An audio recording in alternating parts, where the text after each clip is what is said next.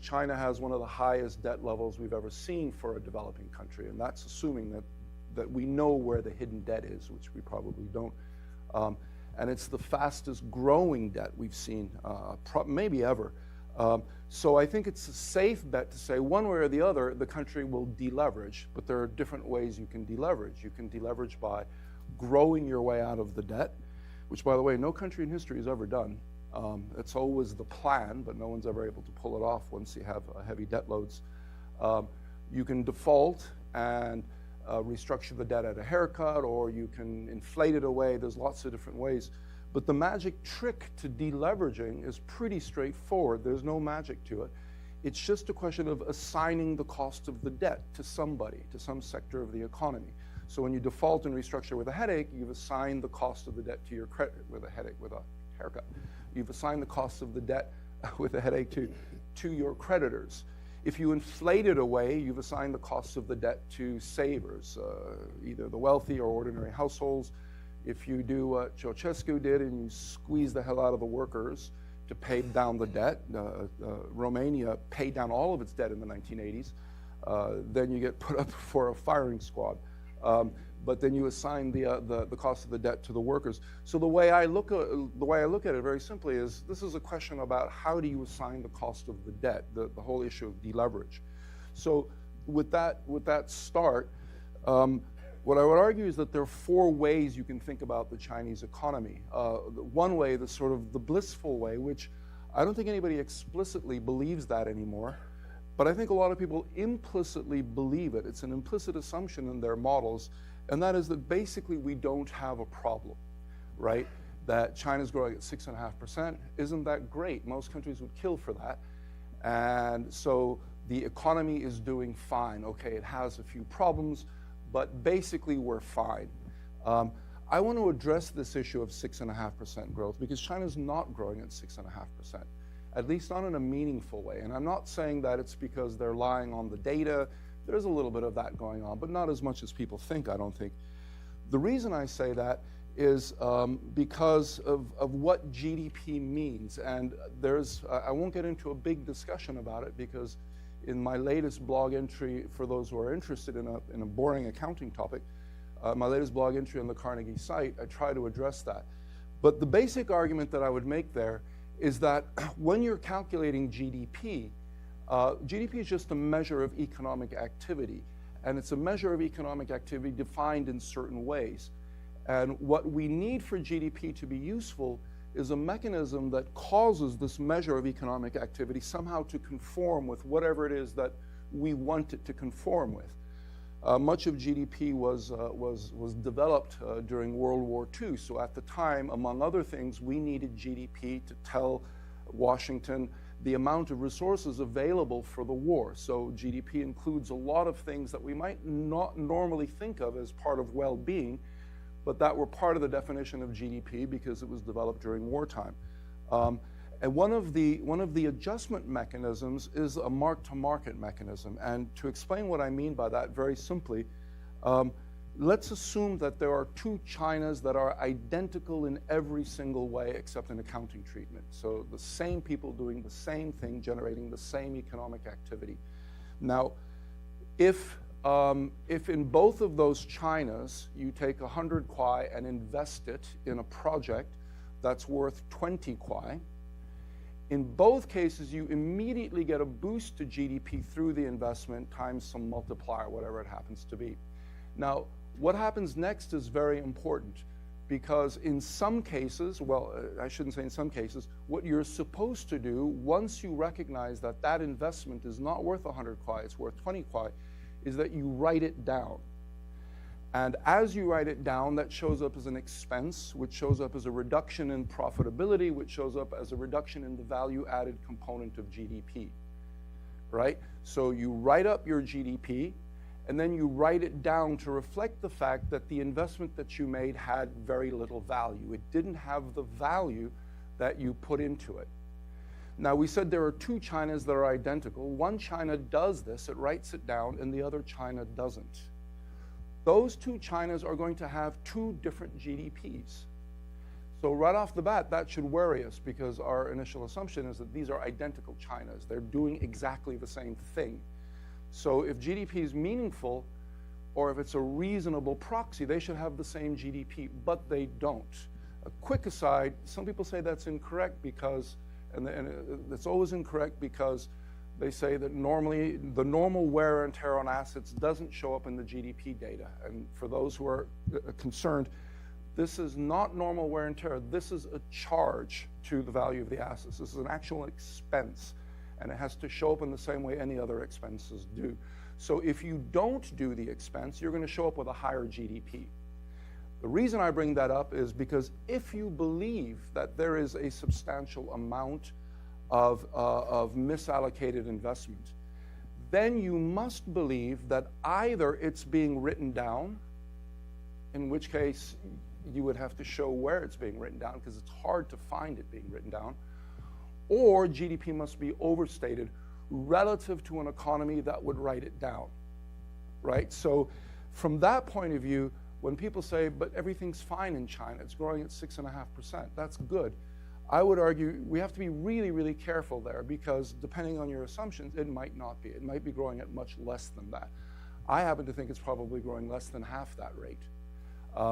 But if you believe that there is misallocated investment that's not being written down, there is some gap between this GDP as a proxy for value creation with its mark-to-market mechanism and GDP as not that. And that the same China can portray two different GDP numbers. So at the very least, you should be a little bit worried about what GDP actually means.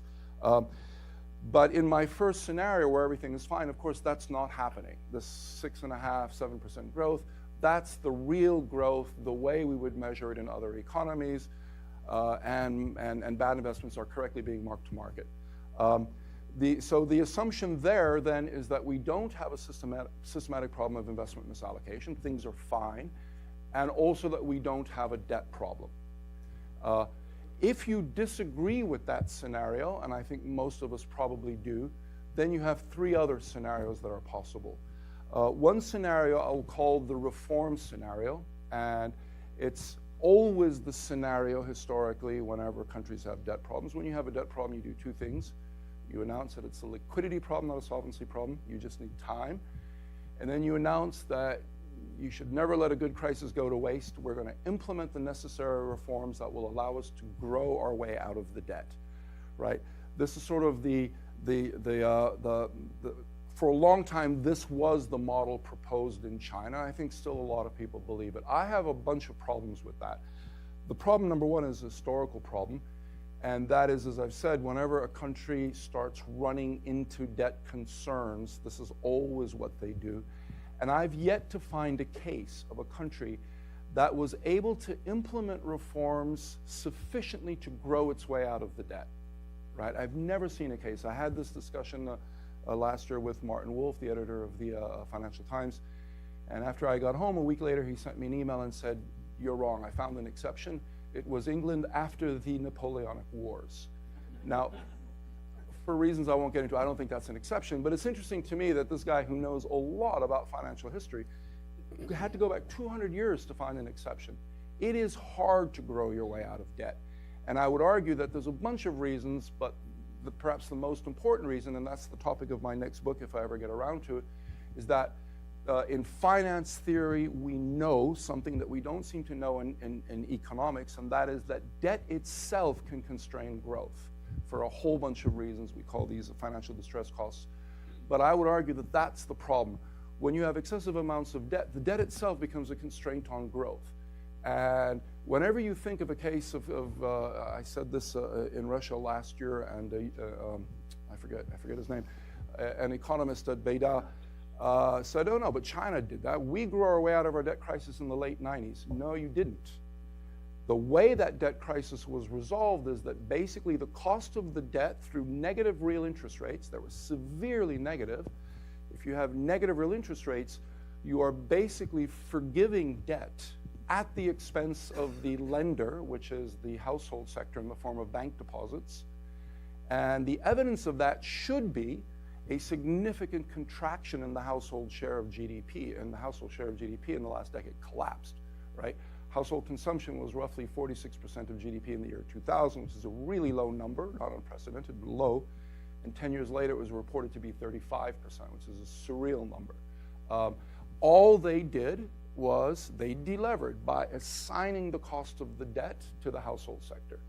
So what I'm going to argue is that historically, that's the only way we get out of debt problems. It's a question of paying down the debt or not paying it and assigning it to the creditor. And the key to that is always the assignation of the cost of the debt. Without that, nobody has grown their way out of a debt burden, and I don't think anyone can.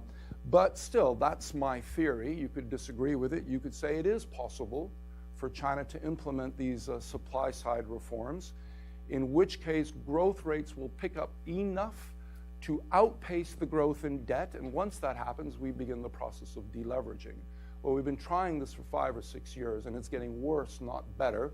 So I would suggest that if it is possible, we haven't figured out the trick. It's quite hard to do. And I did a really quick calculation a few months ago in which if you believe that China's reported GDP growth represents real growth in value, forget everything I said at the beginning of this presentation, that China really is growing at 6.5%. If you believe that, it seemed to me that the necessary reforms would have to something like triple productivity. In other words, new investment would have to be 3 times as productive as old investment to catch up to the debt. That's a pretty tall order. For a while, we were told, we just have to reform the financial system, right? If you reform the financial system so it does a better job of allocating capital, then it'll happen. But again, whenever I hear these things, I always try to look back at the history and say, okay, let's see examples of that. And I can't find any example of a financial system which had the type of reforms implemented that were necessary. We're talking about really radical reforms. I would suggest the closest case might be Chile at the end of the 1970s, beginning of the 1980s, where we saw a truly radical reform of the financial system. But remember that every single bank in Chile was bankrupt. The economy was in contraction. They just had a military coup. It takes quite a lot in order to have the ability to implement that nature of reform, it seems. But anyway, again, I don't want to say that the model is incorrect. It's possibly correct. It may be possible that with the right set of supply-side reforms, China will start to grow its way out of its debt burden. The caveats I would have is it's never happened. And it might be that it's never happened because the debt itself becomes a constraint on growth. And we've been trying it for years, and not only have we not pulled it off, but we're falling further behind. And if you try to do simple calculations of the amount of productivity improvement, it seems pretty dramatic. It seems pretty hard to do.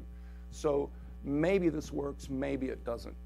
The third scenario is the scenario that I personally think is the most likely, and that is that there is simply no way China can grow until it rebalances demand towards the consumption side, because the investment growth, which continues to be the main or one of the main sources of growth, investment growth is a debt generator. There simply is no way to find enough productive investments without significant reforms in the legal system, financial system, and lots of other things, to allow you to get back on a track of investment continuing at these very high levels and not leading to investment misallocation.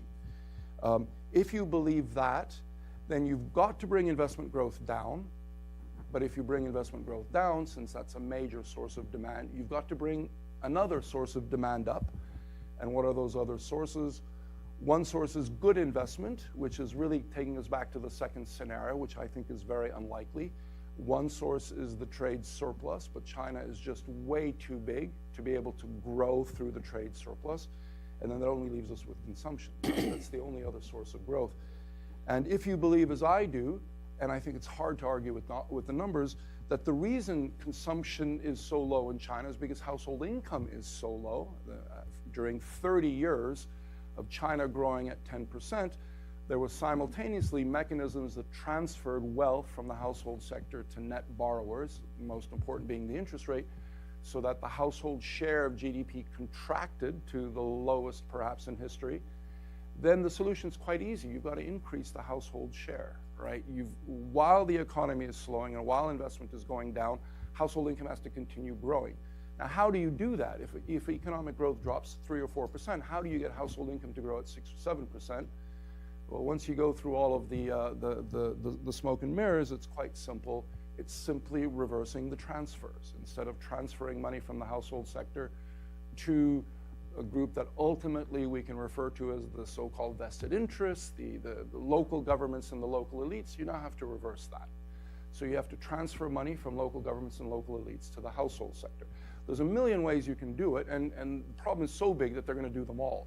But you can privatize and then use the proceeds to increase spending on the household sector, education, health, or you can use it for payments, unemployment payments. There's a lot of different ways. You can eliminate the hukou system, which immediately makes migrant workers richer. It's going to be hard to do that, but theoretically, it makes migrant workers richer, makes local governments poorer because now their expenses go up.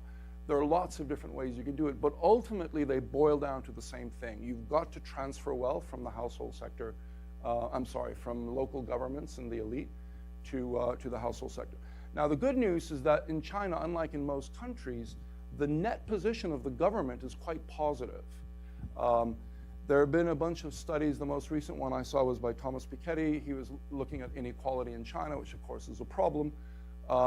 But what he said was that on a net basis, local governments are long roughly 40% of GDP. Now, in most countries, like in the US, the net position of the government is 0 or slightly negative. We have more debt than assets, but not in China, which shouldn't surprise because of all these wealth transfers over 30 years.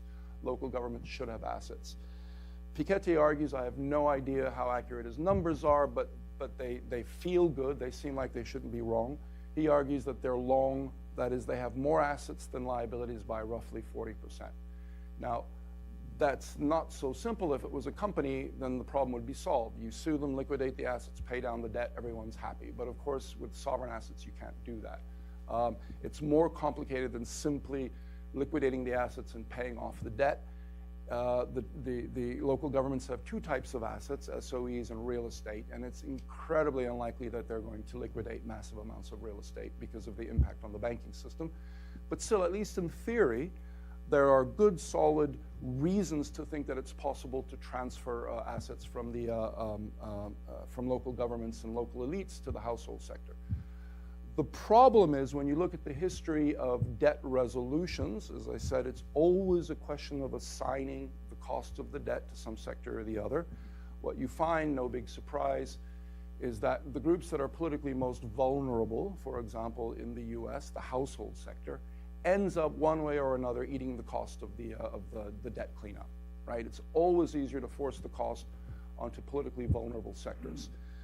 The problem in China is that you can't really do that because if you force the cost onto the household sector, remember, rebalancing requires that we increase household wealth at the expense of governments, not the other way around. So and there are many ways you can do this. You can monetize the debt.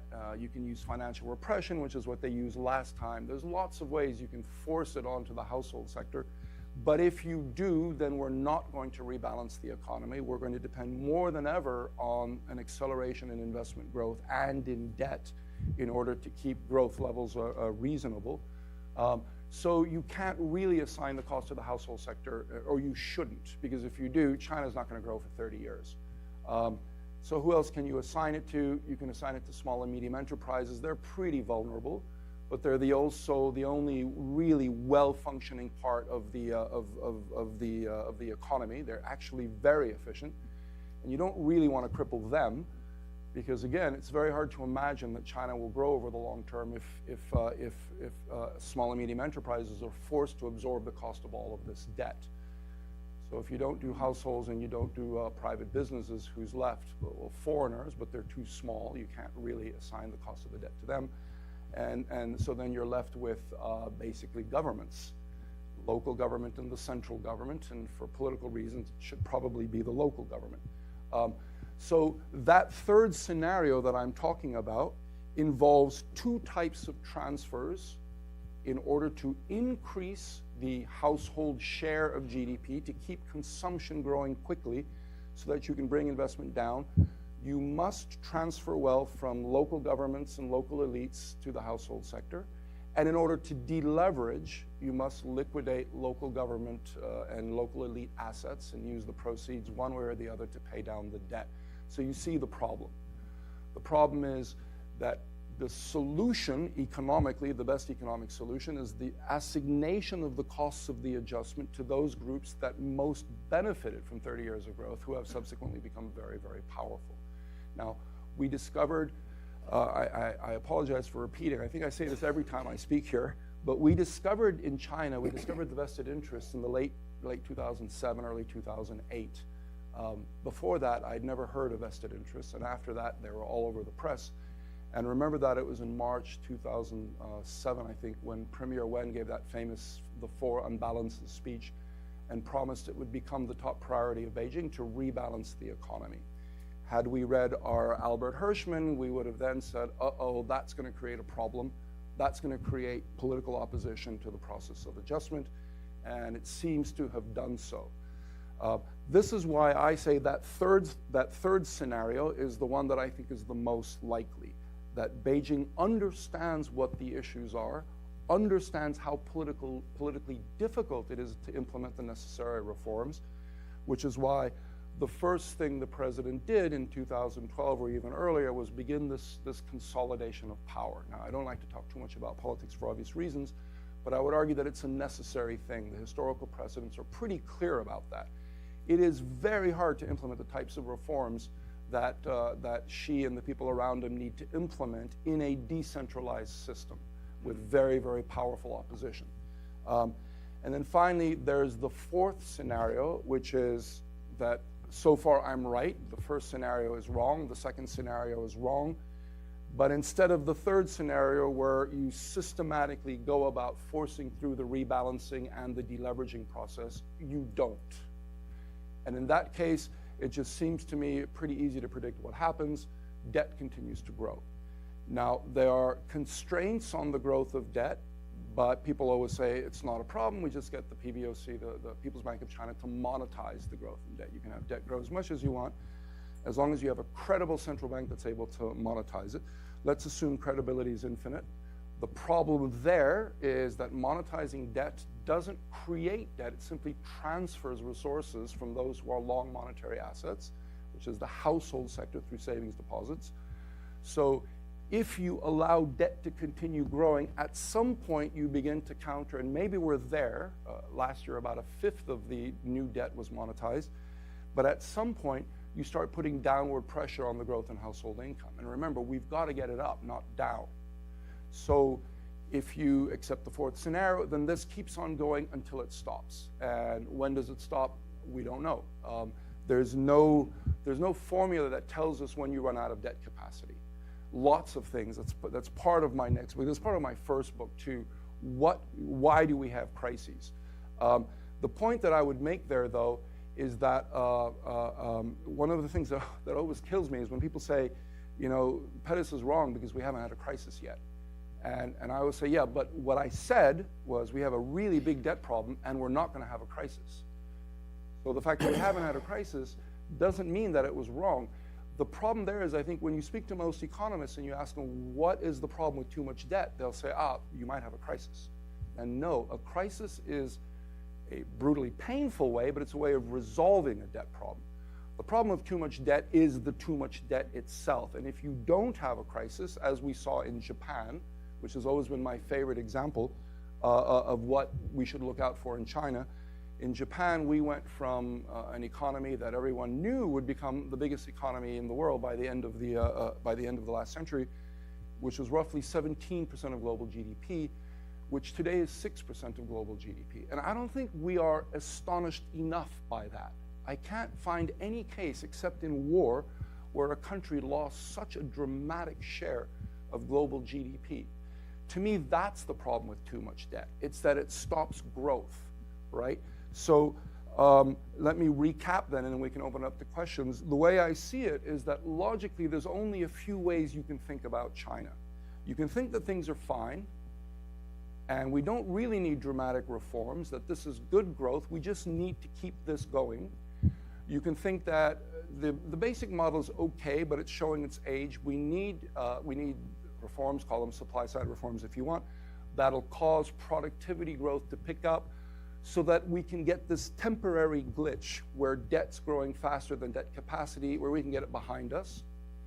And then the third model is, or the third outlook is, no, you can't do that either. We have a fundamental problem where we have to reverse, as we have in every single case in history of this type of growth model, where we have to reverse the model and bear the adjustment costs. And the question really is, what type of adjustment costs? And the best scenario, which is the one I think is most likely, is an orderly adjustment, but it means much slower growth, much slower growth. And like I said, we may already be there. And then the fourth model is that, yes, all of that is right, but we're not going to do the adjustment. In which case, we know what happens. If the adjustment always comes, the question is the adjustment directed by policy or is it not? And basically, the difference between the last two is in one case, it's directed by policy towards in a direction that is economically optimal, although politically difficult, and in the other case, it's not.